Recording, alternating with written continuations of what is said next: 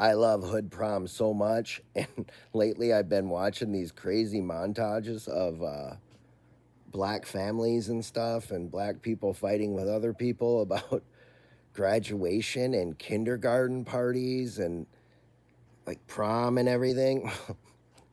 This last month, there's been all these stories and all these videos of these hood proms. And these people are spending, there's helicopters involved sometimes and Lamborghinis and all this stuff. And, they're spending tens of thousands of dollars. And this white woman said they spend that much because it's the closest the women will ever feel like getting married. It's like their marriage night, or their marriage day. Yeah, it's like the most important day of their life, and they peak out at 16 before, or if they are pregnant then and there.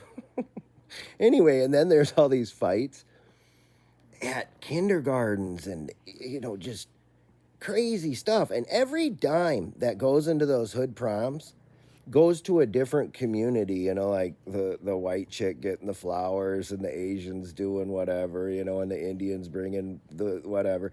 It all goes and the Mexicans, doing their thing and everything. It all goes out of the community immediately. And it's enough money to like down payment on house, big, nice house. You know what I mean? Halfway pay it off on some of these things. They're like, it ain't none of your business. It's on the fucking internet, I'm just watching stuff, you know what I mean? But then all the fights, it truly is kind of like you're not far from bones in the noses and loincloths, filthy loincloths, and mud huts, and like fires going on. What happened at the kindergarten musical that could spring an entire couple families fighting, you know what I mean?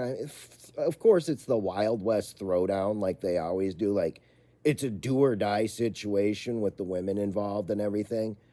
And it's just crazy. The stereotypes build and maintain themselves. I think people in the past knew all this. They saw it with their own eyes. They just didn't have a lying media and a bunch of white liberal hoes, And that's why they kept things separated, which I totally agree we should do. And I've never, ever, heard of a fight at a kindergarten or anything like that. But I just watched like a 10-minute montage of it, of stuff this year. Like graduations, tons of graduations ones. I'm like, right on the stage, throwing flowers and everything. And thanks, black people. You know what I mean? Because when there's a white minority and the Asians take over the voting majority, because that's, I think, what's probably going to happen. They could vote you back into like pre-civil rights and slavery, like vote you into slavery. You know what I'm saying? And, they might do it, and where would my vote go?